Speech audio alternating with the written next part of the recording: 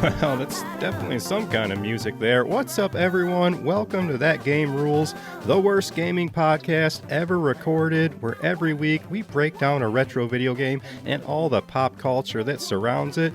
I'm your host, Scuba Steve. Thanks for checking in with me this week. Recording in the dungeon as usual. Gotta clean it up around here for you guys. I got coins, gold rings, rupees just laying all over the place. Pizza boxes piled up from having the Ninja Turtles over last week, but the health potions are stocked up, and I got a batch of Mana biscuits cooking in the oven, hot and fresh just for you guys. So gather around. Don't mind the Goomba infestation in the corner. I got a plumber coming next week, but this week we're talking anti-plumber. We're talking anti-hero, talking the big bad himself, Wario, on the handheld me loves so much, the GBA.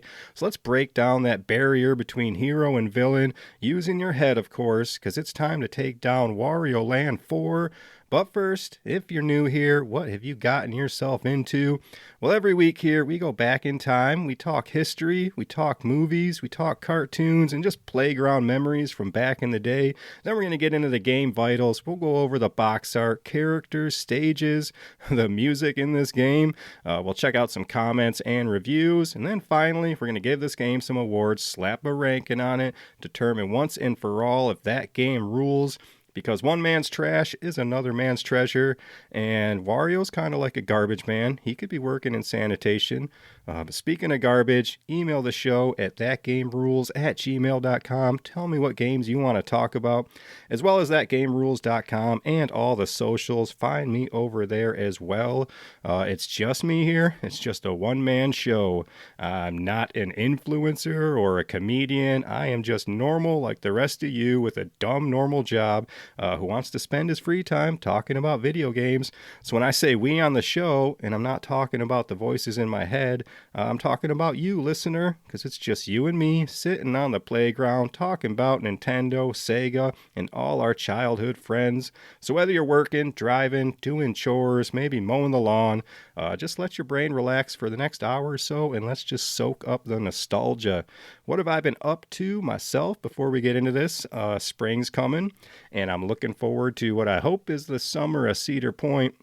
Since I got the whole family passes for Christmas, I'm hoping to at least go a couple of times and not lose money on that deal.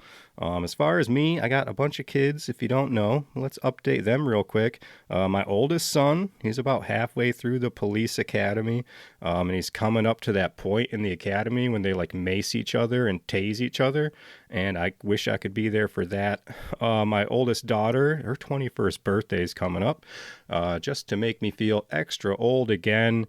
My son in high school, we've got a lot of robotics going on. We're supposed to go to Texas for the World Finals, and we're supposed to go to like Washington, D.C. to present some like STEM funding stuff to the government to try to get science funding in schools. And that's coming up in the summer. And I've said it before as far as missing episodes or delaying stuff. I haven't yet, but I've got a busy schedule. I'm going to try and keep these coming out every week. And then my youngest daughter, she's still in middle school. She's in the musical. She's got that coming up. She does robotics too, but she's in the musical, The Little Mermaid. So all those songs have been stuck in my head for a while. Moving on to some other things going on. It's been about a week. We got the Mario Galaxy movie coming out. I've got tickets for it in like 6 days or something. So the spoilers are already out there for about a week now with the Star Fox stuff. And like everyone else, it made me pretty sad. I know Nintendo themselves, number one, they keep secrets close to the chest. Like Nintendo is that company. I know they've done things where like if something gets leaked, they'll cancel the whole freaking game. Like they're very weird about that. So I feel like once these Fox McCloud spoilers started coming out, it's when Nintendo put the poster out, kind of makes it their own release instead of these leaking things. But we were like a week away. I was pretty sure based on the leaks that that's what the case was going to be. It started out in the trailer when they noticed just a smidgen on like the left side of the screen that looks like it might have been Fox's like arm and stuff. Other people were saying it could have been Yoshi's motorcycle, and I was like, all right, that's good enough to kind of be like a big maybe.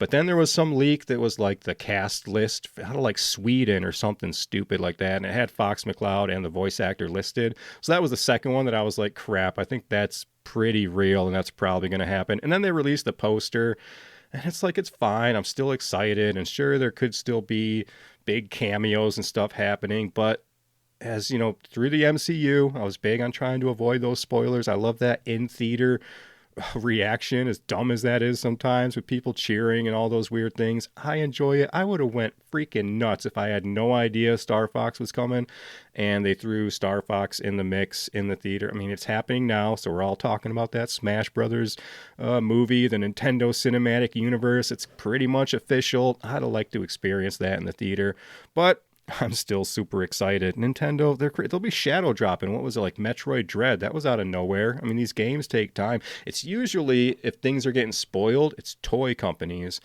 because they need so much time to develop these things. And that's why Grogu, Baby Yoda from Mandalorian, was never spoiled because they never made toys for it. So when that show came out and hit around like Christmas, that's when you saw all these people. They were like hand making Baby Yoda toys to try to get their kids something for Christmas. Anyway, let's move on here. I'm excited for that movie. Episode 50 is coming up. I know what game I'm gonna do. Hopefully I get some extra time to put some extra love into that game. It's a popular game. It's one of my favorite games. It's probably got 1,000, 10,000 reviews and game breakdowns and all those other things, but I love it. I'm going to do it myself. You know, you do games like Warioland 4. They're not as big, but these are the games I want to review for you guys to convince you to play them. So hopefully I can do that. My gaming memories with me in this game and the GBA in general, we've got kind of a rocky history. The Game Boy Advance, for me, it's like the one that got away. That girl in school you never ended up dating. You just daydream about that relationship you could have had. I would have treated you so good, GBA.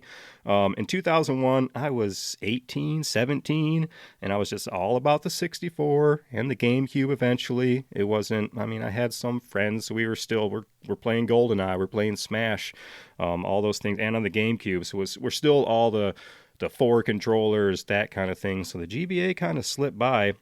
And soon after that, I had my first kid, and it breaks my heart to think of all those hours wasted trying to raise a family when I could have been playing the best handheld ever created.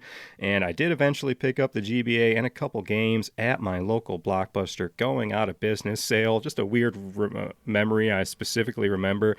And now if I could go back in time, I would buy every single freaking box. I'd buy that big Earthbound box if I could. But so I picked that up with 3 games. I picked up Mario and DK, which is a pretty decent puzzle game, kind of like Krusty's Funhouse or Bugs Bunny Birthday Blowout. Was that the Nintendo kind of puzzle game? So I picked that up. It wasn't really the Mario game I was looking for. I mean, I look at the cover and I grab it as far as back then, I guess. So I also picked up Bowser's Inside Story, which is a great RPG Mario game, still kind of not the Mario game I was looking for. And then I picked up Mega Man Battle Network, not knowing anything about it, and that's obviously not the Mega Man game I was looking for. It's a fine game, but that's more, it plays, what is it, like Pokemon-ish, kind of turn-based fighting with all these Mega Man characters. It's fine. But so all 3 of them, they were not what I expected. By then I was busy, moved on to other things. I mean, the DS came out eventually as well, and those kind of things. But it wasn't until decades later, with the release of the GBA Online, that I finally saw the beauty I missed out on, because I burned through 3 gems quick when I picked those up. Minish Cap, which has an episode, Metroid Fusion, which is gonna have an episode for sure someday, and Wario Land 4. Like, these 3 games, it was like one after another, and I was like, what the hell have I been missing my whole life? So I burned through all of those, and discovering what are essentially SNES games I've never played before. It gave me those emotions that eventually kicked this podcast into gear as far as just rediscovering a love of retro gaming. So let's keep those emotions going. Let's keep the memories of our childhood alive as we head into this week's Time Warp. Have enough road to get up to 88. Roads? Where we're going, we don't need roads.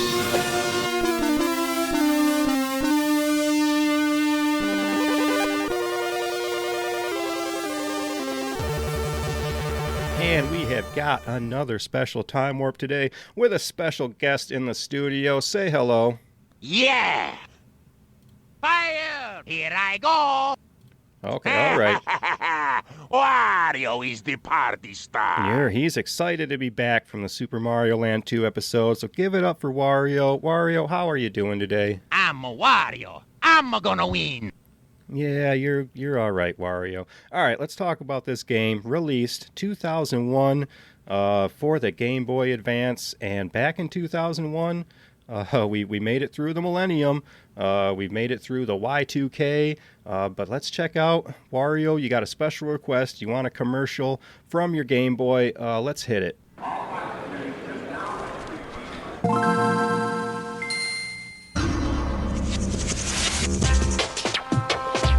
Pluck things from the ground and hurl them at your enemies. Pluck your enemies from the ground and hurl them at your other enemies. Super Mario Advance, only for Game Boy Advance. 4 can play off 1 game pack. Rated E for everyone.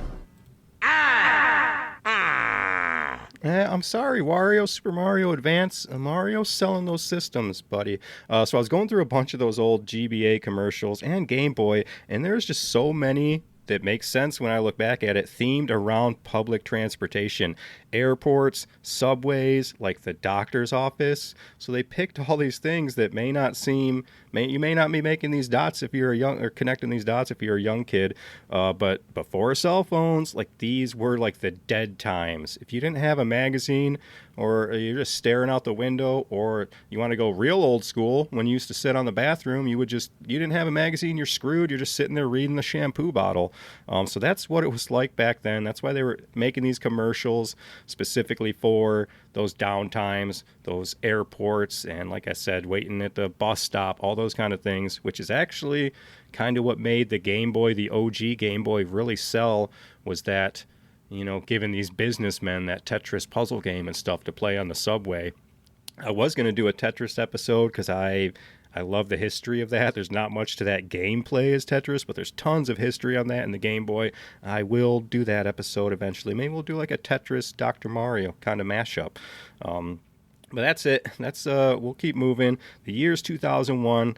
Like I said, Y2K is over. We've lived on to fight another year, but there were definitely casualties to mourn as we start this fancy new millennium, because the console wars of the 90s are over as we finally lay Sega and its failed Dreamcast system to rest. Let's just put it to bed.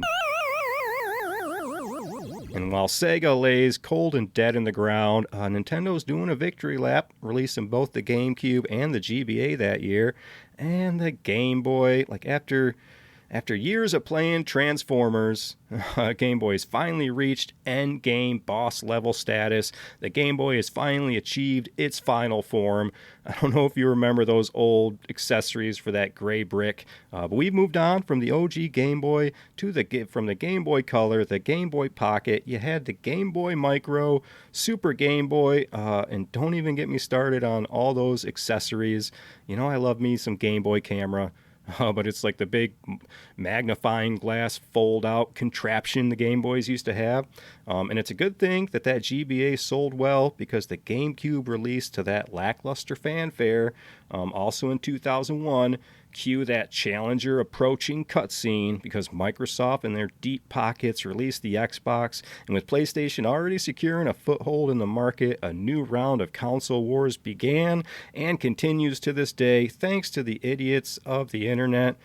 It's like when we were playing with the quote-unquote console wars of the 90s, we were just kids, so there wasn't really anger or malevolence between like Sega or Nintendo being better, because it was still like, I got a Nintendo, Sega looks cooler, Sonic is cooler than Mario, and that's about as hardcore as it got, because it would be like, well, let's go play Sonic, okay, or let's go play Mario, all right. There wasn't like this internet animosity between essentially it's the PlayStation people, because Xbox they're kind of working their way out anyway, but this PlayStation people versus the Nintendo, and the Nintendo being the kiddie system and all this stuff.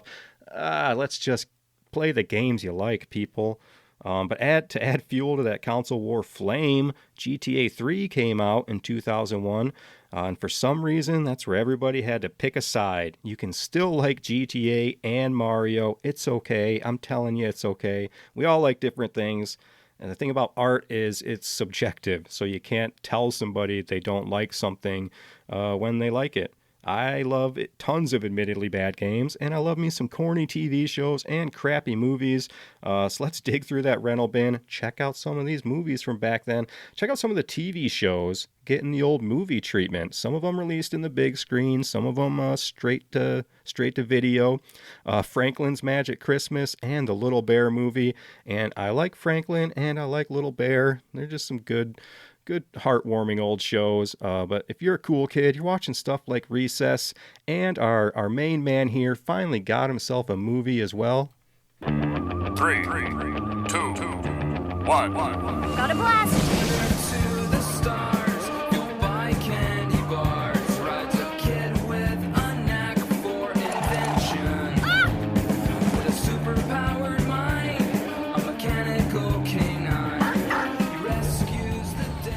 Oh, that's right. Wario, you a fan of Jimmy Neutron? Yeah! Yeah, me too. He's Jimmy Neutron, boy genius. But we also had some Legacy Starter movies back then as well, with like Spy Kids 1, Shrek released, Monsters, Inc., and the first Harry Potter. Speaking of idiots arguing on the internet, the new Harry Potter trailer looks good. Everybody just shut up. It's like... give it a chance. I won't. I used to be a nerdy, I know more than you guys and will tell you my opinion and you should listen. And I shut my mouth since when it happened. It was The Dark Knight. And it was me essentially talking crap that Jack Nicholson's the only one who could play Joker and Heath Ledger's going to suck and all this is going to be terrible. And if I had a hat in the theater, I would have ate it with a fork and a knife. Because everyone knows, I mean, some people will say maybe it's overrated or, you know, as far as since he died, that it upped his presence and but that performance is great. That movie's great. So since then, I will shut up about any recast, any remake, because I still want I'm playing Warioland 4. That's number 4, you know, out of a whole, we can keep making these things. It's okay. Well, but as far as Harry Potter goes, I've read the books, so I'm excited to see a series that can flesh that out more. I do, like I've said before, like playing a game like Hogwarts Legacy, it's like there's a lot of lore, there's a lot of history. You could make a TV show or movies, Game of Thrones style, like 200-300 years earlier in those things. Why they're completely redoing it is a little... I mean, it's HBO and they bought it, so they're going to try to make money from it. But the main thing being this Snape thing, and it's like, tell me you're a racist without telling me you're a racist. When it comes to just, there's one phrase all these people on the internet are complaining about with this Snape casting. It's a black actor, okay, is this big deal. And, in the book, he's described as having pale, sallow skin. It's like 3 freaking words, and it's like, it's describing a character's appearance. It's not describing a character, and I hope it does well, and I hope all you guys can just turn it off. What's really exciting to me is that it's coming out Christmas, because for years that was like the Christmas season. It was like you knew when it was starting to snow, Christmas is coming, that you got a new Harry Potter movie coming to the theaters. So I'm glad that's making it around Christmas. Let's get into some TV shows. I'll try to burn through the rest of quiz. We'll talk about Wario eventually. He's here. He's just farting and burping in the corner. Yeah. Just hang out and you color in the corner at the kids' table over there. So TV shows for the cool kids: Samurai Jack, The Grim Adventures of Billy and Mandy, Invader Zim, and we got some of the littler kids here still. But I mean, when you're watching reruns, you know, these shows came out years ago. You might still like them. You got Clifford. I remember Maggie and the Ferocious Beast, my daughter being into that one. Of course, Dora the Explorer and Fairly Odd Parents. That show's been on forever. I don't know if they're still doing new episodes. I know they got a bunch of movies, a bunch of stuff there. We'll move into toys. 2001, I wasn't playing with a lot of toys. My kids were still young, so I wasn't buying cool toys like Lego Bionicle. I can't exactly give that to a newborn. But that was awarded Toy of the Year. Breathing life back into Lego. They were starting to slip a little bit. I mean, they're popular again now, probably a lot of that nostalgia, a lot of the stuff from even this podcast, nostalgia sells and like retro sells. So they start making actual sets people are voting for. Legos, Legos hot right now. But we also got Bratz dolls. These are all things that eventually were on just like my kids' Christmas lists. Jade, Chloe, Sasha, and Yasmin, for all you girls out there, making those people at Barbie sweat. And if you want to verify that, go check out the design of Barbie in like 2002. Compared to those Bratz dolls. Suddenly Barbie's eyes are really big and her cheekbones are higher and her chin is smaller. But we also got action figures, of course, ranging from Harry Potter all the way down to Bob the Builder. And the real crazy one is that Pogo sticks were named Craze of the Year. Like, by who? Where were you? I didn't see any Pogo sticks out there. Were you guys, like, really playing with Pogo sticks, like Scrooge McDuck style in 2001? Because we had them in the 80s. They're no moon shoes, but I haven't seen a Pogo stick in forever. What I did see everywhere back in the 2000s were the Razor scooters, way before anything electric. These were just, when you could fold up a scooter, it was like sling that thing over your back, like your Hansel and Zoolander. I mean, nothing's screaming hot right now than those Razor scooters. We'll talk video games real quick again. Back into 2001 with that GameCube releasing with Luigi's Mansion and a new Wave Race game. And that's a bold move, Nintendo. But a lot of kids are looking at those big boy games. And if that's not the case, like a Mario game, to release with Luigi's Mansion, not being a platformer. I mean, I love, of course, they've got plenty of sequels and I love those, but it's still a bold move. And if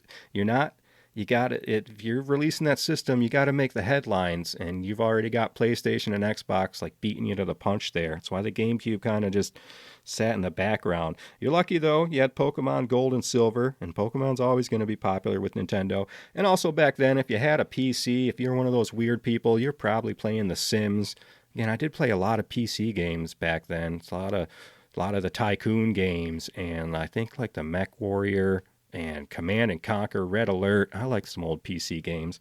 But check out this roster for these big boy games. Besides GTA 3, we had Halo Combat Evolved, Metal Gear Solid 2, Devil May Cry, Max Payne, Gran Turismo 3, Tony Hawk 3, and luckily Nintendo dropped Super Smash Bros. Melee so the rest of the world could at least take notice of that GameCube. Because I love the GameCube, but when it comes to Nintendo, big swings can equal big misses, and that was a hard one to come out of. I mean, the Wii brought them back. I mean, Nintendo was hitting kind of the bottom of the bowl there. The Wii brought them back. The Wii U almost crashed them again. The Switch brought them back. So Nintendo, they're big swings. Like I said, those can be big misses. But let's get out of this time warp. Time to see if Wario Land 4 is a hit or miss as we move on from talking about that purple cube, indigo, I know, to talking about that little purple trapezoid thing, the GBA. You get it. Now, I know you love video games, and I asked the clerk which is the one every boy wants. You got me. Oh, yeah. All right, Wario, let's get into your game here. Wario Land 4, 2001, a platform game developed by Nintendo R&D 1 and published by Nintendo for the Game Boy Advance, and obviously it is the fourth installment in the Wario Land sub-series of the Wario series. And the box art, hang in there, Wario. The box art, it looks worse than the actual game. I don't mean that in like a bad way, but I mean like you could take just a screenshot of the game because it looks so great. Make that your cover art. The art itself it's a bit subdued for what it could be for an extreme cover for Wario, but it's featuring Wario in the jungle. We got a few enemies hiding around, but nothing like some of the amazingly gross enemies and bosses we come across in this adventure. We got Mr. Game & Watch hiding on the cover too, and I'll shout him out later, but we've got the little alligator crocodile guy, and he's got the scuba gear. And anytime I see anything scuba, it hits me right in my feels. But if you got a 4 in your title, your audience should know what they're in for. And although this game is throwing some crazy new mechanics at you, be thankful there's no scratch and sniff Wario cards like the ones that that glorious Earthbound game came with. Or you could be sad, I suppose, that you don't have that complete Earthbound game and kit and book with those cards. There's even some like Pogs out there somewhere too, where you could send in and they sent you these like Pogs or something. There's some rare Earthbound stuff.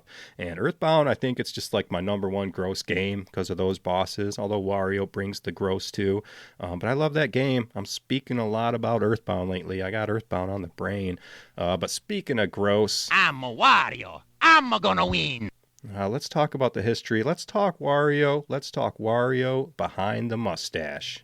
I got it. Yes, Wario was designed to be a malevolent-looking caricature of Mario. He has a large head and cleft chin, thick, muscly arms, a wide, short, slightly obese body, short legs, a large, pointy, zigzaggy mustache with similarly textured hair, a pointed nose and ears, light blue bags under his eyes, and a cackle that only a witch of a mother could love. I wonder if Wario's mom is Gruntilda. Maybe that's the connection there. The name Wario is a portmanteau of Mario and the Japanese adjective warui, which means in Japan, bad. So hence, Bad Mario, which is also symbolized by the W on his hat being an upside-down M. Wario was planned to be a temporary name, but it proved popular with the staff, which just goes to show, listen to your employees, people. It was meant to be. Because without Wario, we never would have got Waluigi, which is an even better name. That's just the best name ever. Bring on Wa Toad. I'd take Wa Peach. Wa Peach, you're probably rocking some black leather. I'll stop there, because I'm sure there's tons of fan art for that already, and I don't need that on my browser history. Wario first appeared as a villain in the 1992 Game Boy video game Super Mario Land 2 6 Golden Coins, in which he captures Mario's castle.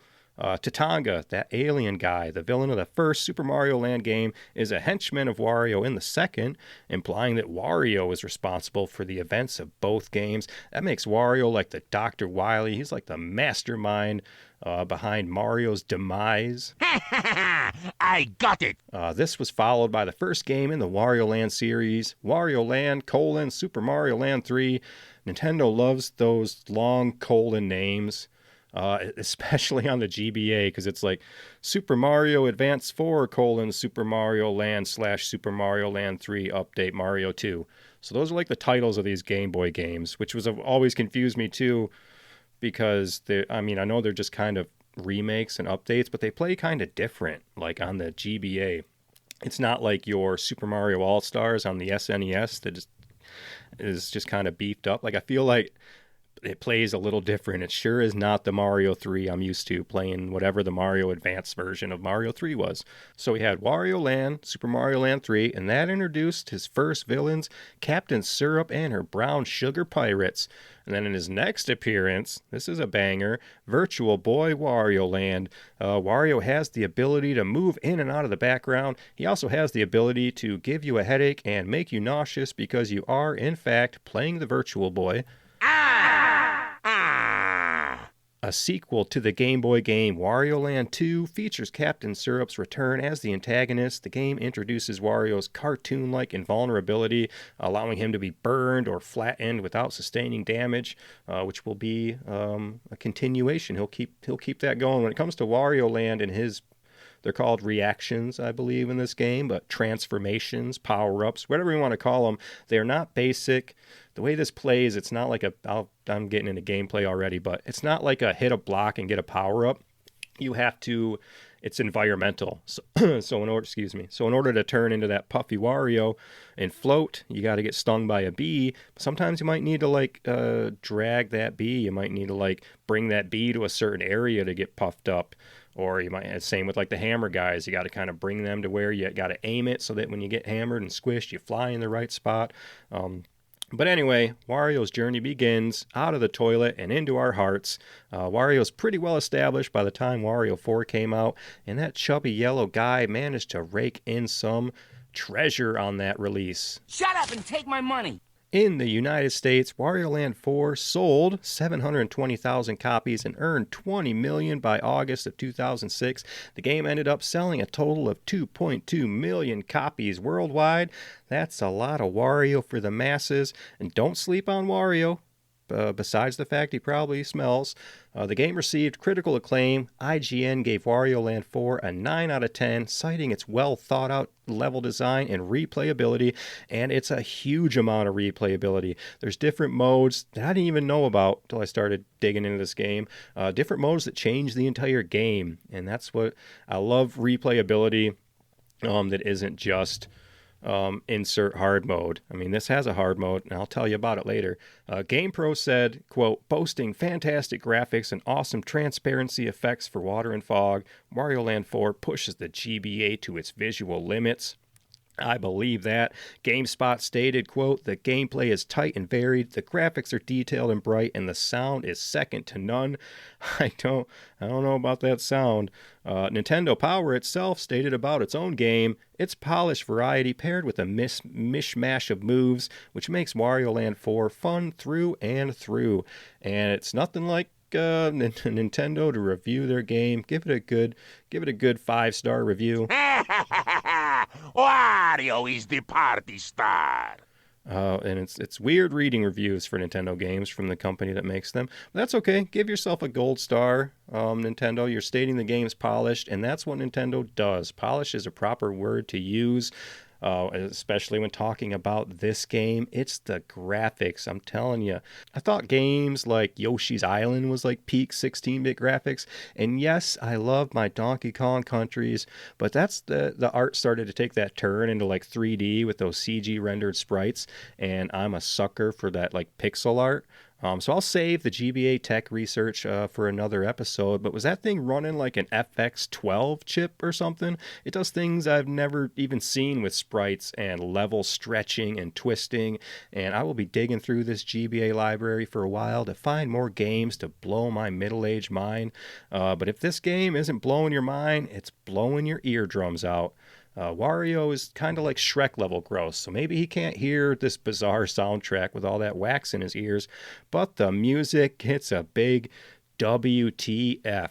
There's not a lot of history and development as far as what I usually try to dig into, but there is tons of cool info on this insane soundtrack.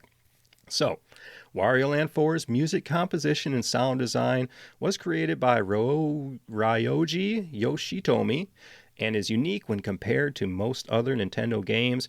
Unlike most voice samples in games, Wario's voice clips are broken down into single words or sounds, which are then randomly manipulated in real time. So it's almost like an AI type of thing.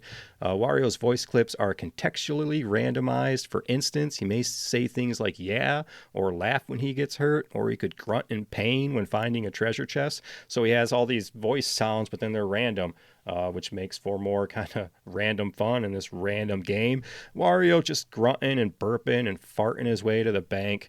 Unlike the past two installments of the series, Wario Land 4 uses modifications to the background music to match up with Wario's transformations, ranging from pitch and speed changes to the oscillating pitch warp effect previously used in the level Touch Fuzzy Get Dizzy from Super Mario World 2 Yoshi's Island. That game's got an episode in the back catalog as well, and every level feels like Touch Fuzzy Get Dizzy when you play this game. The music of that music, it changes as soon as you transform, or as soon as you hit that frog timer, if you know, things just warp and distort, and it adds some tension. The music of Wario Land 4 takes up a significant portion of the storage capacity. There's lots of music, there's lots of words, they've got it programmed to do the random thing, but listen to this literal list of genres. The music spans a wide variety of genres, including blues, soul, folk, country, funk, jazz, drum and bass, heavy metal, experimental music, ambient music, noise music. What the hell is noise music? It's what this soundtrack is.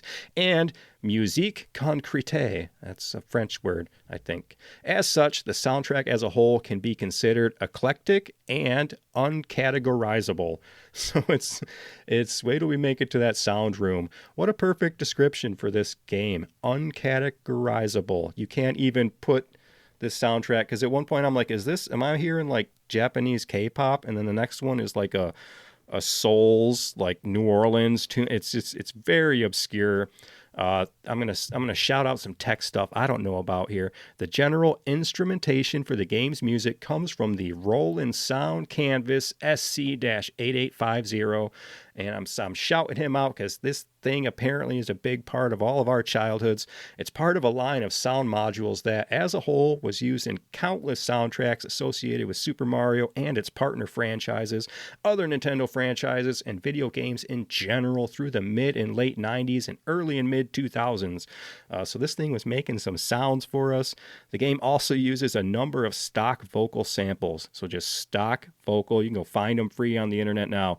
The vocals for the song heard in Palm Tree Paradise were created by inserting audio samples of individual syllables into the backing music track. So I don't even know if they're saying words.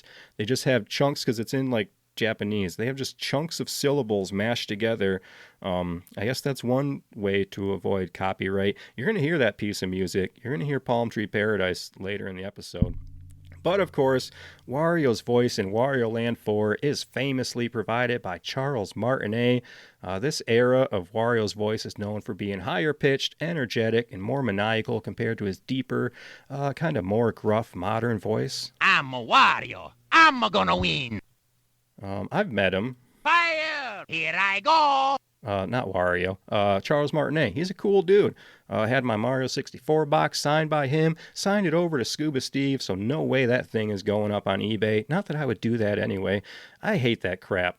People in their handfuls of merch just to get signatures to resell online. Whether you're at a con, apparently I got a lot of bones to pick today with a lot of things. If you're at like cons and you're doing that, getting your stupid Funko signed just to resell them, it's the reason all of us real fans have to pay 10 times probably what the celebrity would charge for, autographs. They used to do autographs for free.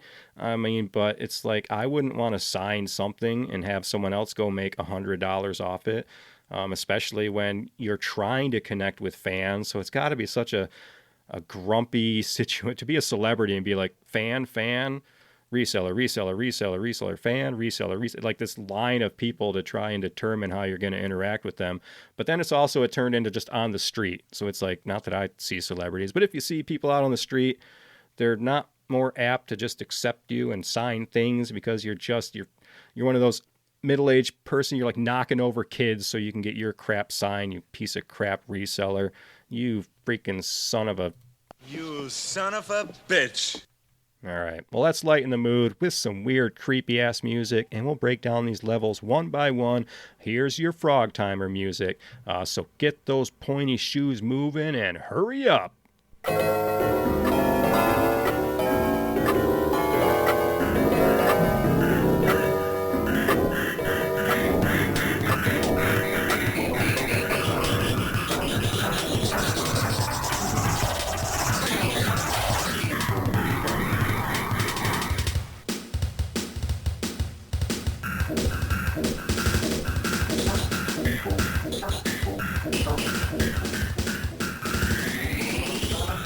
That's music, you guys. That's a soundtrack to the game. That's music. You're hearing that and you're playing it. All right. Anyway, let's talk about the game chat here. We'll let that creepy music kind of end itself there. For the manual, Wario himself, he's here to guide you through this game with all the tips you would expect from the supreme hero of the GBA. So the manual plays out with Wario speaking to you, which they do a lot in manuals. I like that. He's got his diary. He's got his daily schedule in here. It's just a lot of boogers and farting and those kind of things. For the controls, let's learn his manly moves. He's got your basic controls. We got some new extra cool upgrades to expand upon from the past Wario Land games. But as far as the moves itself, your D-pad, your A, B, your L and R. But Wario ain't normal. He can do all kinds of stuff that normal humans can't. You can grab and throw your enemies for fun, or actual useful things like solving puzzles and opening up areas. So certain enemies you can pick up and throw. The enemies themselves play because Wario's move is more of like a front dash than a lot of jumping.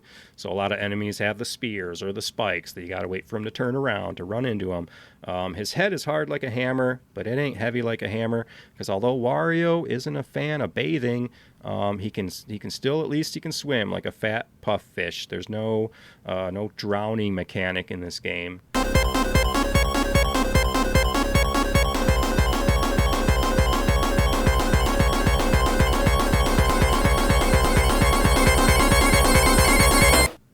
He's also got kind of various dashes. He's got the roll move. If you're on an angle, you can roll and turn yourself into a little bowling ball. But the main thing being is the dash attack, and that's just kind of the one where okay, the dash attack. Okay, well, the first one, they're all just called attacks. So you've got kind of your first kind of smash one is just your button. But if you hold L or R, you do like a long running kind of attack. If you jump and smash at the same time, you do like a jump smash attack. And then you've got your butt smash, your kind of ground pound attack as well. And then we'll get into kind of the rest of the transformations and stuff. You can also crouch, all your normal kind of stuff there. For the story, we're going to take a look at this fine piece of man here, and we're going to check out Wario's diary. Sitting on his dirty-ass couch, picking his nose, just eating whole cloves of garlic, and for some reason topping it all off with a cold glass of milk. Just sounds like my typical Sunday morning as well. Yeah! So, Wario, on a peaceful morning filled with the chirps of cheery birds, I was reading the morning paper and doing a little nose cleaning. What? I exclaimed in surprise. I was so surprised by one article in the paper, I accidentally jammed my finger straight up my nose. I just think I just poked my brain. Anyway, enough about that. The headline of the article said that a legendary pyramid had been discovered. When I read the article, I learned that the ruins held the buried pyramid where the Princess Shikora, who once ruled this area, had been put into a cursed sleep by the arrogant, selfish, money-crazed golden diva. Do I smell treasure again, I thought? That's not a bad Wario laugh. As this wicked laugh floated through my mind, I was already thinking about the money and nothing else. Forgetting even to take my mid-morning nap, I hopped into my fantastic Wario car and headed for the Golden Pyramid. All that treasure for me. Here's a Wario. Yeah, go get that treasure, Wario. So Wario's reading the newspaper, notices that article, legend relating to that pyramid. As he takes off, he enters it, he sees a black cat and chases it. Doing so, he falls down a hole. Now he's stuck inside the pyramid, and this game is starting. We'll see that black cat throughout the game, though. Keep an eye out for that thing. So for the gameplay, it's a little tricky. The gameplay of Warioland 4, which is generally similar to that of Wario Land 2 and 3, allows for some open-endedness, not so much as those other two games seem to have a lot more open world kind of feeling. This one's levels are a bit smaller, but it's got that backtracking. After an entry passage that serves as a tutorial for the game, there are 4 main passages: the Emerald, Ruby, Topaz, and Sapphire passages. And there's a lot to how this game plays. It's fun, it's challenging, it's pretty much just like a long fever dream. I'm going to describe this checklist, and if you never played it, you might just think I'm making this up as I go, but we'll try to make it as easy as possible. Hey, listen! So your objective for the stages, there's 4 stages per, passages. So your target is to collect the Keysar. He's your little key guy. You're going to find him somewhere in the level. You're going to use him to unlock the next stage. And you also need 4 stone pieces. You need all those to unlock that final boss stage. So we're in the level. We're not just getting to the end and the level's over. We're searching for stuff. You need those 4 jewel pieces mainly. So you'll start the stage at a warp hole, and that's also the exit of the stage. But first you must find the frog switch located somewhere in the stage and step on it to activate that warp hole. Now before activating the frog switch, you got no time limit in the game. You can just roam freely, find all the secrets you want.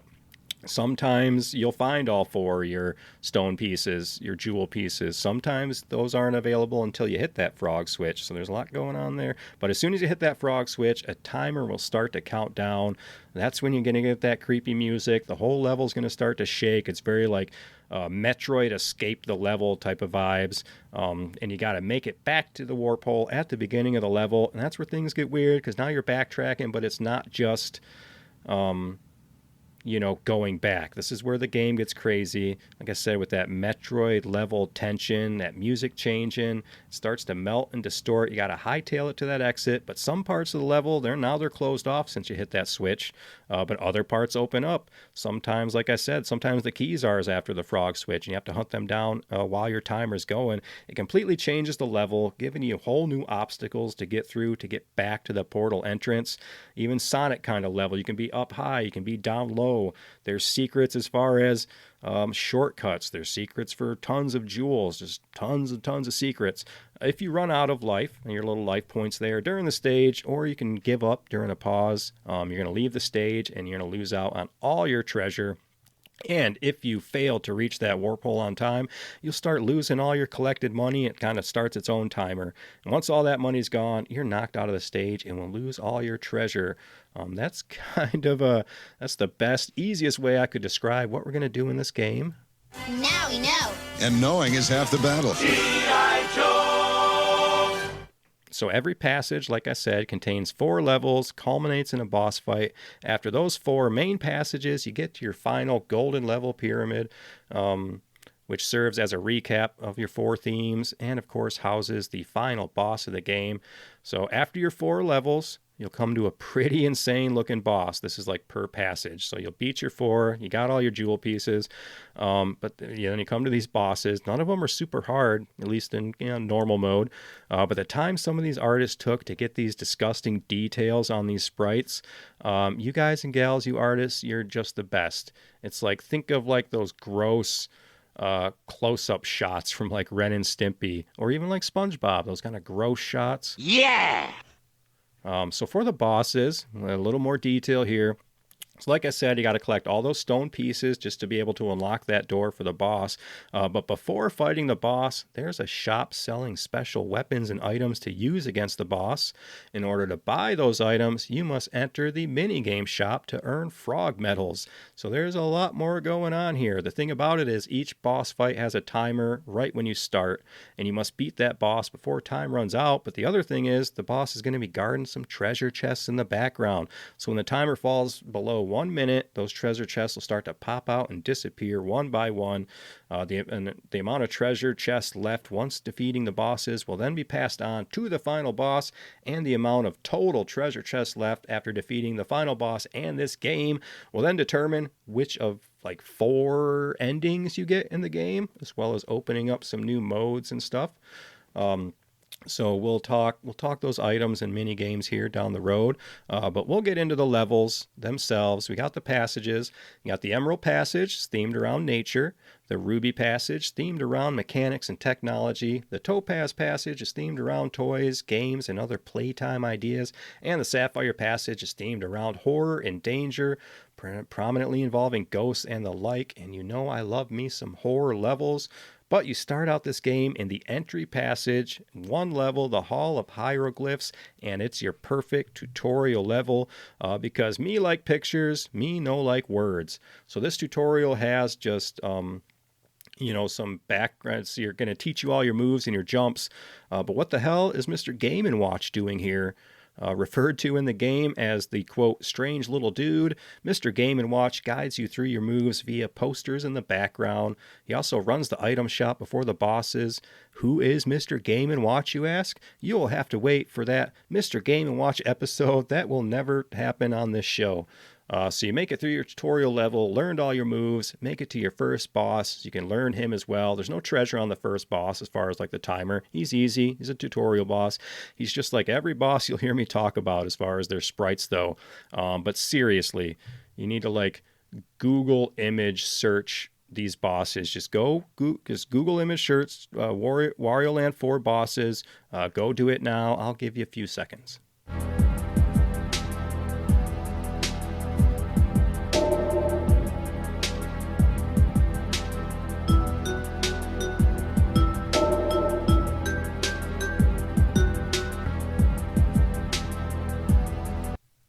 It's pretty good, right? It's like some Rob Zombie Dragular cover art or something.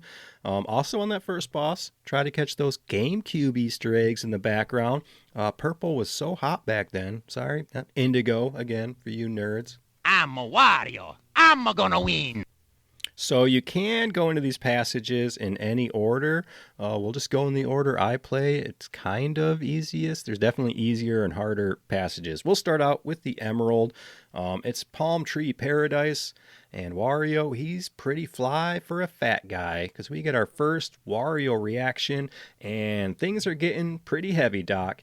We get Fat Wario. The only way to get fat is one of these enemies like throws food at you. I think it's an apple, so at least you got that going for you. We're getting fat on some fruit.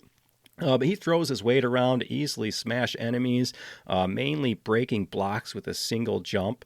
All these first kind of levels are very tropical, but that's your first one there. Next up, it's getting a little weirder at Wildflower Fields, because where there's flowers, there's bound to be bees, and I'm not allergic to bees myself, but I tell people I am, so when I see one and I run around screaming like a girl, it kind of takes the pressure off of me. Climbing through vines, rolling through a subterranean cavern, and even scaling the stalk of a giant sunflower, and there's just tons of little secrets everywhere, tons of hidden treasure. There's these like purple pipe puzzle rooms that this is the only mention I'll have of them because they kind of bug me. Sometimes I avoid them. Extra puzzles for gems, but not just hidden areas. Things will get activated by throwing enemies, hitting switches, just lots of little extra spice on this pepperoni pizza of a game here. But those pesky bees, you get stung by those, and Wario's poor, beautiful face will swell up like a balloon. You'll get a floating mechanic, the Puffy Wario, but you'll pop back to normal when you hit the ceiling, and that's a big part of finding secrets with Puffy Wario. That's the harder, or at least the tricky part. It's being extra quick to avoid those ceilings, to make your way up to those secrets. Moving on along to Mystic Lake, because you know a swimming level is coming. And it's always a question mark on whether you're going to enjoy them. But lucky for us and Wario, swimming is legit. They've even got like a flowing water path mechanic.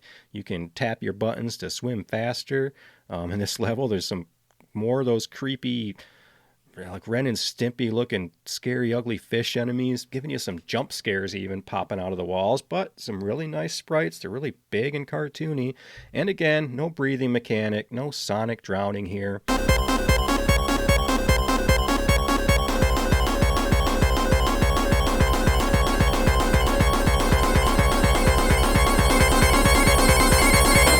Just waking you up, y'all. Just giving you a little anxiety. Some sonic drowning music. Although Wario, he doesn't bathe regularly, he can swim just fine. However, there are some sonic bubbles you'll see in the game, but you hop into those and it's another reaction. It's the Bubble Wario.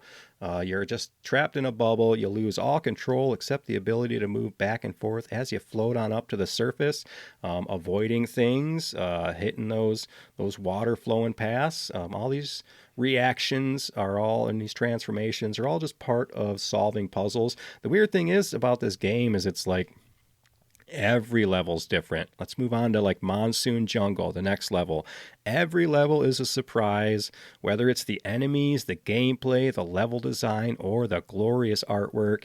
And here we're getting some amazing like SNES to the max looking weather effects coming out of this little GBA. The rain effects on the water are top notch.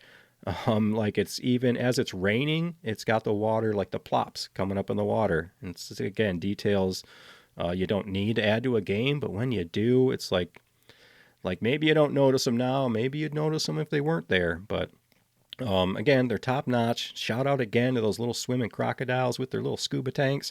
And another new reaction, it's hammer time, because when a mallet whacks our hero, he turns into a spring and goes one direction up. Because there's no stopping Bouncy Wario. Dude is on a mission to Mars. Make sure you time that first jump as far as where you're flying up. Another tricky thing, another tricky way to find those secrets, positioning yourself for that. But if you made it through those 4 levels, we're getting to our first boss, Cactus. And this is why I don't have houseplants, because I can't even keep a cactus alive. When it comes to the sprite art on the bosses in this game, which is like the 10th time I've mentioned it, every single one of them belongs in a museum. They are crazy detailed, but it may not play to their benefit, at least on Cactus, because Cactus was kicking my ass until I figured out his stupid hitbox. It's a small spot. He's like the dinosaur from Bart versus the Space Mutant. It's got a weird hitbox on his head. There's only a small spot to hit him there. Once you do find it, some of these bosses are like kind of probably easier than they should be if you can find little kind of cheats to their mechanics. But take down Cractus, and let's talk a little bit about the items before we keep moving. There aren't, you're not getting those mushrooms and those kind of things. Your transformations are coming from the environment, but there are tons of things to collect, mainly just a bunch of money, so you can buy yourself some of those items later. Those come way into play. You don't need them at all on normal mode, but when you get into these hard modes and that timer shrinks down, you need items on these bosses, so you're going to want treasure, all those things. But there's tons of different coins with different denominations, different kind of Zelda-looking gems. There's also the big blue, $10,000 gem. You'll find those all over the place. Your jewel pieces are going to be in these yellow chests. You'll see those, and it'll tell you which one of the 4 you got. Every level's also going to have a hidden CD. That's a compact disc, young children. It's a shiny, round-looking ring thing. Those are going to get added to our sound room later, but the CDs are kind of like your Donkey Kong coins, kind of like your super tough thing to find. You can also find chests sometimes with like hearts for health. And other than that, you're finding your keys are. And that's all you're doing really as far as collecting. So let's talk about the Topaz Passage. We're heading to Toys R Us now, starting out at the Toy Block Tower.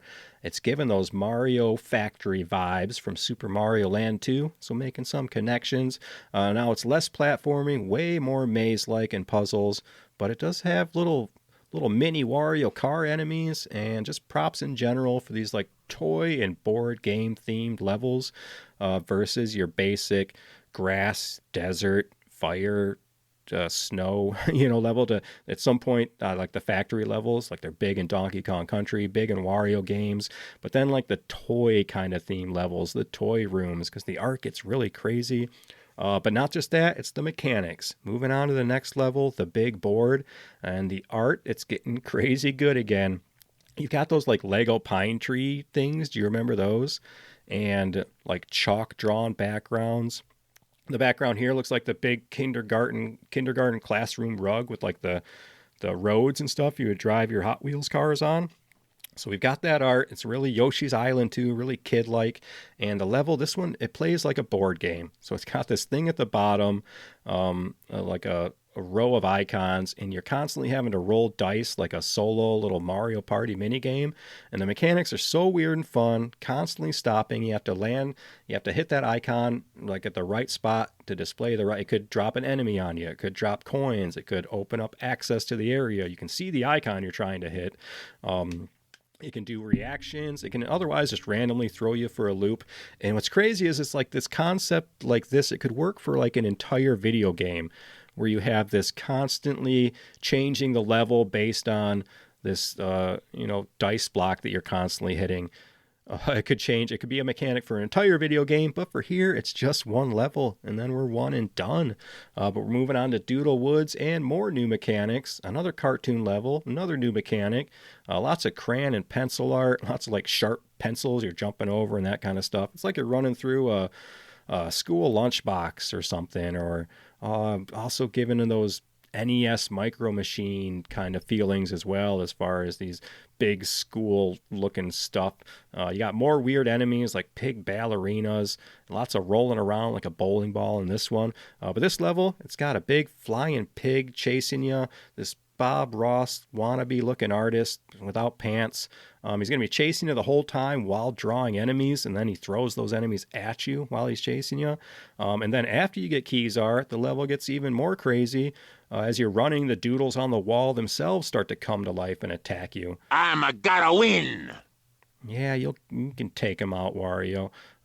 Next up, Domino Row, continuing our toy theme, continuing more new mechanics. If you young whippersnappers still know what dominoes are, and I'm not talking about the pizza, we're adding more nonsense to the mix. Now we're chasing down dominoes, trying to make it to the switches before they fall. So now it's like you've got a chase kind of part at the beginning of the level before you even get Keysar and your frog switch to then run back.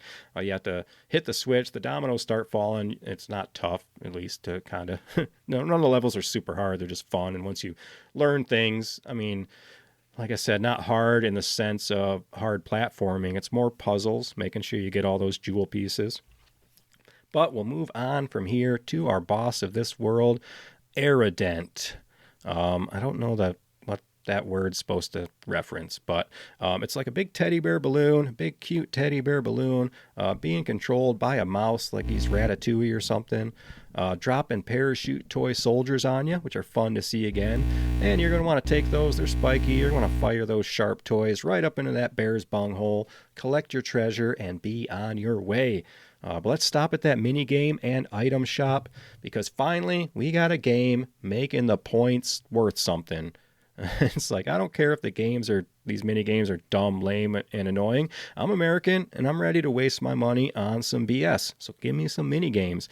So you use your points, or your money you're collecting in the game. They're just not just a high score thing. You're gonna play some mini games. 3 of them. We've got Wario's Home Run Derby, which is like an Atari-like baseball game that turns the screen sideways on you. But for some reason, it's stupid, and I like it. I don't know why. Maybe it's the Atari graphics it's got. Then you've got the Wario Hop. You're doing nothing but bouncing across enemies, just hitting that button. The pace will go up, and it'll become harder. But then you've also got Wario's Roulette. You just get to stare at Wario's gorgeous face. Yeah! And then you do like a mix and match, like a roulette. It'll show you the face, kind of like Mario Party, with the eyes, the nose, the mouth, and then you have to line it up and pick it. Almost like a Mario 3 little mini game there too. So the items, they're all brought to you by our, quote, strange little friend, and we've all got one of those, right? But some of the items you can buy, if you earn those frog coins or whatever they are from these mini games, then you buy the items. Things like Visor Man, and these are all like Mr. Game & Watch himself like uses these items or is the item during the boss fight. So you got Visor Man, he'll like come out and fire a laser. Large lips, that'll kiss the boss for damage. You got an apple bomb, where he just throws an apple at the boss. Some do small damage, some do crazy boss breaking damage, and some are 1000% required if you want to beat that super hard mode, because the boss timers in super hard mode are, I think, 15 seconds. So as easy as these bosses are, you need these items to get them in that 15 seconds. Moving along to one of my favorite passages, the Sapphire Passage, the haunted theme stuff. Moving on to Crescent Moon Village. We got a whole 4 levels with a haunted theme. Yes, please. Great art, great Castlevania looking backgrounds. And here we got a big, ugly pirate ghost following you around like some angry Mario 3 son. And he really only gives you crap on like the run back. He'll steal like Keysar from you. So I guess he's more like the Phantom Mask in Mario 2. But also introducing now, we got Vampire Bat Wario. He turns into a chubby little bat, and he flies around about as gracefully as 2 epileptics sharing a bowl of noodles. The cool mechanic here is you need to avoid the lights as you're flying around, or you'll be turned right back into your macho self. So it's a fun ghost level, haunted themes, all the things I love about ghost houses and haunted levels. But our next one, we're mixing up some themes here on Arabian Night, because it's back on the magic carpet, you say? Sending some love to Mario 2/Doki Doki Panic. Yes, please, again. Who wouldn't want to hop on a magic carpet ride with Wario and have him show you a whole new world? A world full of garlic and popcorn farts. A nice haunted Arabian theme for the music, avoiding ghosts and mummies, but if you're down with the sickness, you can take on a new form, Zombie Wario. Zombie Wario actually somehow smells better than regular Wario. Use your new powers to creep around slowly, but the main thing is you can literally melt through floors. Pretty gross, pretty cool. Next level, Fiery Cavern. Not very haunted, but one of the best levels of the game. A song of fire and ice. Avoiding giant lava waterfalls and plumes. Things are definitely heating up. Mario 64 taught us fire will make you run around like an insane person. And Wario is no different, because we've got Flaming Wario. It's a fun transformation. Using Wario's burning carcass to get through those flame roadblocks. You do have to do some timing with that, though, to get it just right. It's you do like a back and forth running, and then you got a couple of seconds to use that flame to take out those their little blocks. They got little flames on them. You got fire apes throwing boulders everywhere, but the best part of this level is the frog switch, because you hit that baby and this hell freezes over. Now the apes are yetis throwing giant snow boulders, everything is icy, all those lava plumes have frozen over, now they're platforms you can jump on. So what do you do when you need to get moving fast? You got Snowball Warrior to get it done. Snowball Wario, he'll get it done.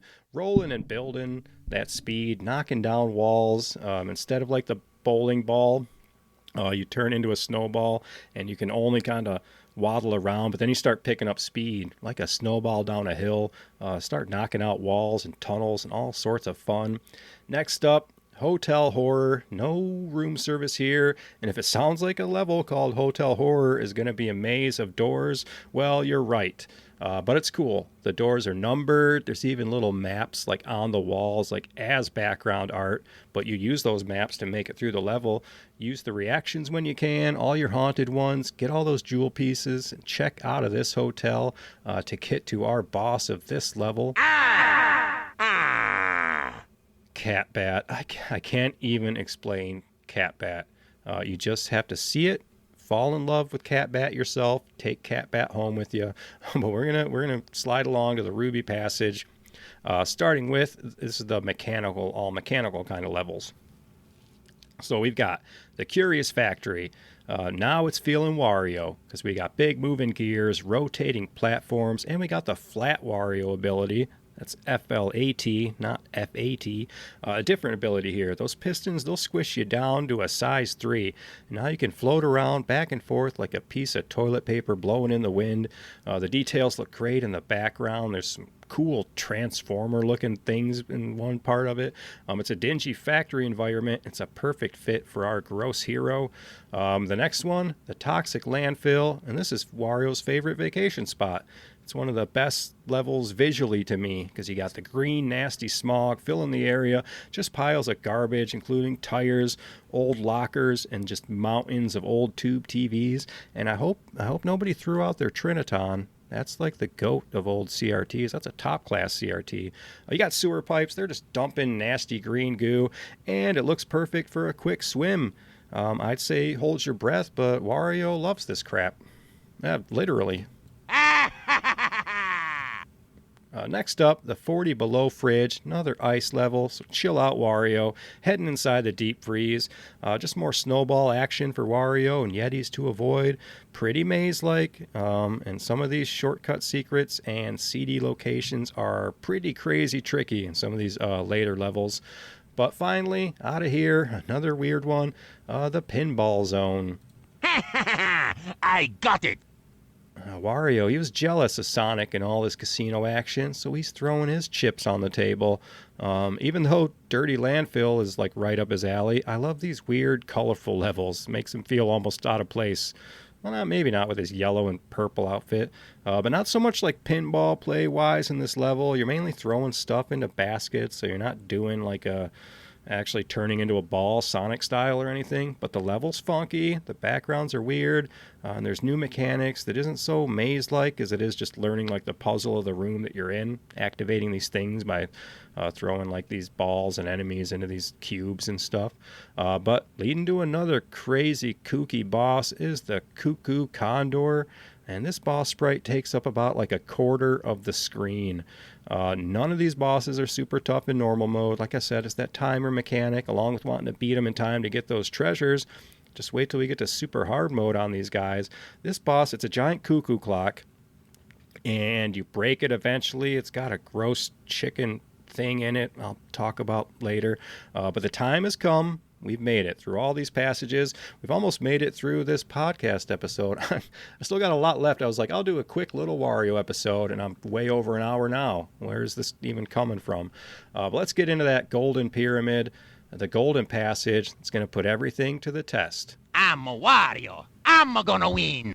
All your skills will be tested. You'll be using all those reactions to your advantage because the level starts out, drops you right onto that frog timer. So out of the portal, you just drop right onto that timer, and I think it's like 9 minutes or something. It's kind of plenty of time, but I've never really been a fan of timed levels. They give me anxiety, like always have since a kid.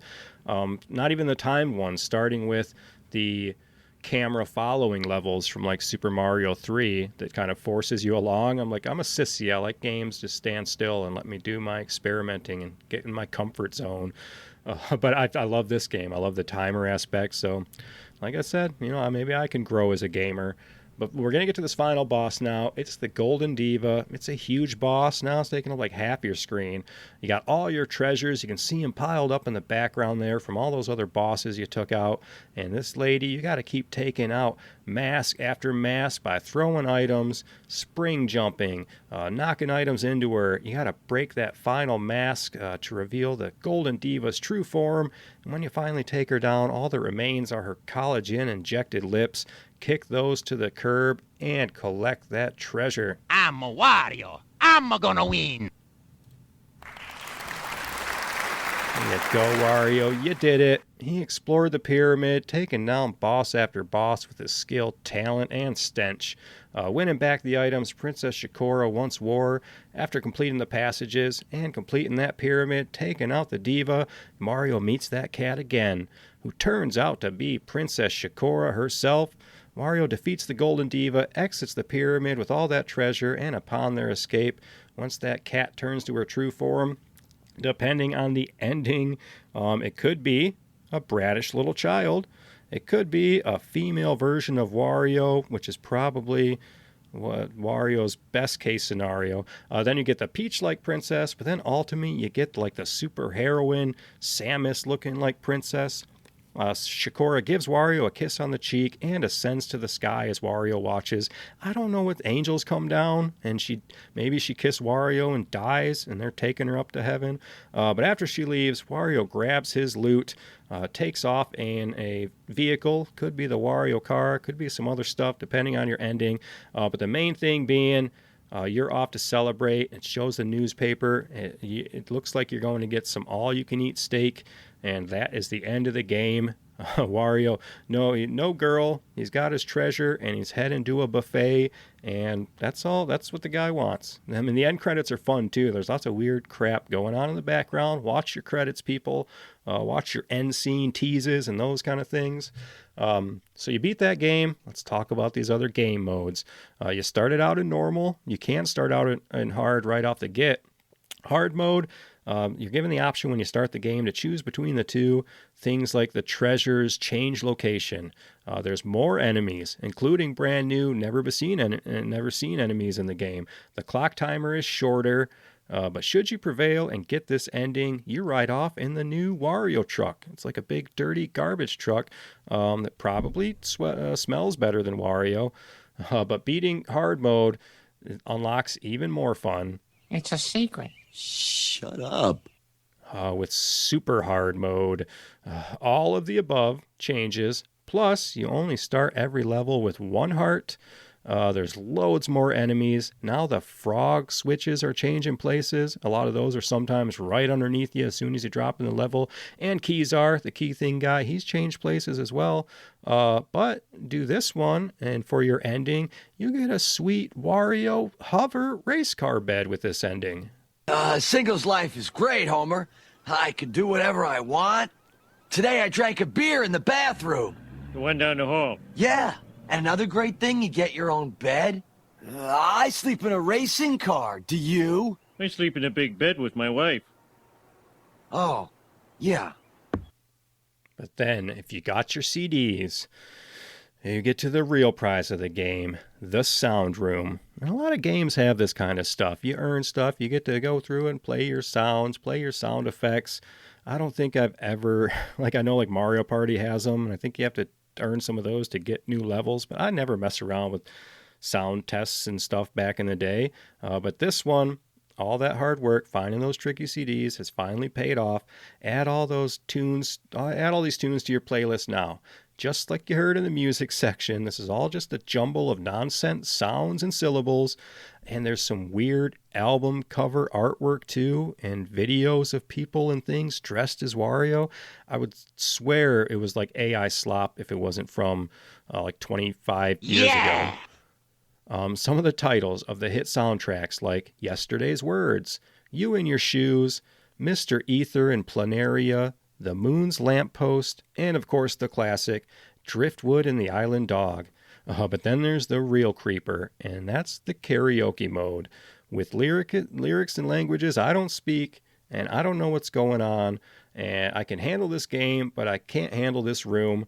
So I'll play you one of the karaoke songs, which is also that song for the first level, the island song. And just, put this guy on your playlist here. Hello there.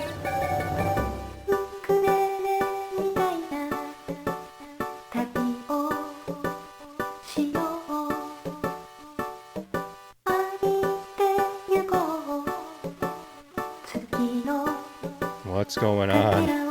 Am I still alive? It puts words that you can sing along to this. I'm gonna let that creep in the background and your brain noggins there. Let's keep going. Let's get out of that sound room nightmare. Let's get a few more Wario tidbits here. For the legacy, besides karting and tennis and golf and parties and all those things Wario does. All right. Okay, it's in my brain. I can't get it out. I got to stop it. All right. Warioland 4 inspired several indie games that I didn't know about. We got Anton Ball Deluxe, Pizza Tower, and Anton Blast, all between 2021 and 2024. They were all directly inspired by Warioland 4, as confirmed by their respective developers, with Pizza Tower and Anton Blast incorporating their own takes on Wario's transformations and the game's level-end escape segments, with the latter known as Pizza Time and Happy Hour, while Anton Ball Deluxe incorporated the shoulder bash ability, renamed as the Clutch. So still getting love for Wario in the 2020s here. A few little tidbits as well. Metroid Fusion, I mentioned that earlier. Unused game data shows various assets from Warioland 4 in Metroid Fusion, including large blocks and crystals, which suggests the game was based on the same engine as Warioland 4. A little connection there. And one of my favorite games, Mario Kart Double Dash, the Wario car, appears as one of the starter vehicles. And of course, Wario would continue to be a part of the Nintendo main cast of characters. I'm sure he'll be popping up on that big screen soon too, hopefully. Yeah! Maybe we'll get a Wario Land addition to the Nintendo theme parks. Give me another place to dream about and be sad that I can never afford to travel to. But you've heard me ramble my way through this madness. Let's see what some of you think, as well as my final thoughts with some awards. I fell down a rabbit hole this week. Let's get to it. Aren't you a little old for video games? That man is playing Galaga. Thought we wouldn't notice, but we did. What do all the things that you want to do? Throw me a frickin' bone here. I'm the boss. Need the info. I've lived in mortal terror that this would happen. Get on with the ceremony. Oh boy, I found some comments this week, starting with Lorenzo. My favorite game of all time, the music is godly, the bosses are creepy, and the level design is so good that some guy wrote a book on it. Seems like a lot of people prefer the other games in the series, but I've never understood why. The ways it deviated from the traditional Wario games only made it better, in my opinion, and even if it's a short game, the collectibles and different difficulties offer a ton of replayability. Perfect game in my eyes, would recommend it to anybody. Good comment, Lorenzo. You intrigued me when you said that this game was so good that somebody wrote a book on it, and I found it. It's called Game Design Companion, a critical analysis of Wario Land 4, and he describes it, takes the underappreciated gaming gem for the Game Boy Advance and displays the meat and bones of video game design and structure across nearly 600 print pages to understand their influence on the player experience. I had to go into now some reviews on this book. And the first review on this book looks like to be about as long as the book itself. And it was written really well by what seems to be a college professor, giving it 1 star and pretty much explaining how terrible the book is in really educated words. But let's move away from that into the fun reviews. Listen to this one, Furry Destroyer 420. He gave it 5 stars. And listen to this review, quote, "Frick yeah." He says, "Sorry for bad language. My mom won't be happy." And this is his paragraph, and it's a weird one. Wario is a prime example of an alpha male / gamer mega chad. He doesn't care who you are as long as you are a minority. He will dominate you in every way imaginable.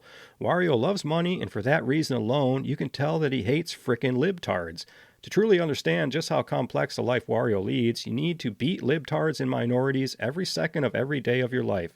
Imagine doing that while also being a sexy beast like him.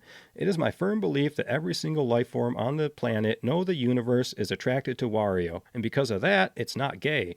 Thank you for reading my in-depth analysis of why the wage gap doesn't exist. That's the end of that comment, and someone should check in on Furry Destroyer. That comment was back from 2020. We were all going through stuff back in 2020. But here's a 2-star. He starts out by quoting the actual author from the book, because the author states at the beginning of the book, quote, "Without trying to sound arrogant, I would contest that there has never been a deeper, more comprehensive piece of writing ever written about a video game." And then so this comment, copy and paste that, and then underneath it, Yannick here says, and then proceeds to write the most boring book I've ever read about video games. Another 2-star down here. He says, as a longtime Wario fan and curious gamer interested in game designs and mechanics, I thought it wouldn't hurt to give this companion a go. In the end, it did hurt my jaw from yawning. So thank you there. Another 1-star. Useless and boring book. It's like this teacher who just spits out the facts without any engagement or structure. Nobody listens to them, and this is not how we should learn things. Now it sounds like you're reviewing my podcast. So let's get out of this book I'm never going to read and back to some of your comments about this game that I want to play. Blasted Brent says, if you haven't seen it already, there is a modding community that has reverse engineered the game, developed custom modding tools and tutorials, and hosts a healthy assortment of Warioland 4 ROM hacks. I haven't seen that, and I'm bad at technology and I don't have time, but I do love fan-made ROM hacks. I know there's tons of them out there, tons of Zelda ones I've always wanted to play, and I just don't have the time. KMN493, you say, oh my gosh, I didn't even realize there was more than one, let alone 4. I still got one with my original Game Boy Color. It was one of 2 games I could never bear to sell. See, I was up there. I was right up there with you too. And I'm like, Warioland 4, these things just keep going. And then I played it and it's great. So hopefully some of you guys will too. Arctic Metal here says, if you haven't checked out the other Wariolands, they're all great. I'd actually rank 4 as my least favorite, though I still like it. Definitely give 2 and 3 a try, if not all of them. And I know I've dabbled in all of those. So for you to rank 4 as your least favorite, it really makes me want to try out 2 and 3. K9 here says, yeah, 4 is very straightforward and simple, especially after 3, which is branching paths. 2 and 3 gave you the reason to replay a bunch to get treasures, whereas 4 is more one and done, to be honest. I would still put 4 over the Virtual Boy game. End comment there. So I do hear 2 and 3 is a lot more open world and a lot more, maybe even like Metroid-y like, as far as just big levels you're going through constantly. I definitely put this over the Virtual Boy game, but I wouldn't say it doesn't have any replayability, Wario Land 4. I think it's got tons. I mean, I guess it's the same levels, but new enemies. I mean, it depends on if you want that new challenge or not. It does open up new parts of the levels, the harder modes and stuff. Robot Yoshimi says, it is such a fun, weird game. Probably my favorite handheld game ever. The soundtrack is also great. Only thing I didn't like was the Pinball Zone level. That was such a drag of a level and went on forever. And it wasn't what I was expecting in a pinball level. You love the soundtrack. I love the soundtrack. Again, not that I'm jamming it while I'm working out, which I also don't do. But I'm not. I like it for what it is. I like the weird obscureness. I didn't notice it even like playing the game because everything's so weird. It plays like a fever dream. Until I went and just listened to the soundtracks on their own, and I'm like, where was this in the game even? Last comment here from Jake. He says, I would say it's his greatest achievement. It has the charming weirdness of the Wario games, nice platformer with decent puzzles, and a fitting goal for Wario. I honestly don't like the escape time level mechanic since it gives me a lot of pressure in my hands, but I'm sure other people like it. It was pretty much part of my childhood next to Tony Hawk 2 and Pokemon Ruby. good for you. Wario is just a charmingly weird guy, ain't he? He wants his treasure. Let's give him some awards. Let's give him some medals to take home. I got my awards here. Number 1, the Touch Fuzzy Get Dizzy Award. This is going to go for the trippiest level in the game. Number 3, the Big Board. It's got that crazy mechanic. Again, it plays like the single-player Mario Party, and it just threw me for a loop because there wasn't that in the tutorial or anything. So these levels, the tutorial's one thing, but then all these mechanics being different throughout the entire game, constantly throwing you for a loop. Coming in at number 2 is Doodle Woods, and that Bob Ross looking thing chasing you the whole level. Then the drawings just start to come to life. It's trippy. It's not cartoony and fun. That's like a horror level, like Doodles coming to life and jumping off the wall and chasing you like the chick from The Ring crawling out of the TV. But the winner for trippiest level, that's going to go to the one we were just talking about, the Pinball Zone. Again, not my favorite to play, but lots going on in the background. A lot of weird drawings that are only weird when you look at it and you're like, somebody thought of that and then drew it. So the backgrounds are good. It's just general weirdness over there at the Pinball Zone. Award number 2, it's Morphin' Time Award, Best Transformation / Reaction. Coming in at number 3, Flamin' Wario, out of the frying pan and into the other frying pan, whatever that saying is. It's like Donald Duck eating too many of them chili peppers, just Wario running around like a madman. We were taught back in the 90s to stop, drop, and roll, and I don't see Wario doing any of that. So he didn't get his free personal pan pizza certificate for listening to the fire department presentation at his elementary school. Number 2, Zombie Wario. As if Wario wasn't gross enough, Zombie Wario just stumble around and will otherwise just help you by disintegrating and melting through the floors. But it is a good looking sprite. He's got like a fork stuck in his leg for some reason, if you look at like the manual where you get a little more detail. But good colors, good looking Zombie Wario. But the winner for the best reaction, it's going to be Puffy Wario. Poor Wario, saving the day with the powers of a severe bee allergy. It's just like the movie My Girl, where Macaulay Culkin, he gets stung by bees, gains the ability to fly, saves the local town from an alien invasion. But I might be remembering that movie different. Moving on to the next award, the Booger Man Award for the grossest sprite design. And let's talk about the Golden Diva. Girl, put your mask back on. You're rocking that melted Mar-a-Lago face, like too many lip injections. You should have kept it all natural. There's a thing about aging with grace, or as Wario would say, beauty is only a light switch away. So number 2, the Cuckoo Condor. The clock itself is beautiful. I like a good cuckoo clock. I got some German roots, and my grandparents always had cuckoo clocks in the house. But this thing transforms into a wrinkly little chicken fetus wrapped in a used condom. So don't make your sprite so detailed if you don't want me to come up with gross descriptions for it. But the winner, if I could adopt him at the local Petco over there, I would. It's going to Catbat. Catbat, you got a face only a mother could abort. And I think I saw you in the background of an old Hoarders episode. You were like frozen and dead in some old lady's freezer. I admire whatever artists put that much work into making some disgusting pixels.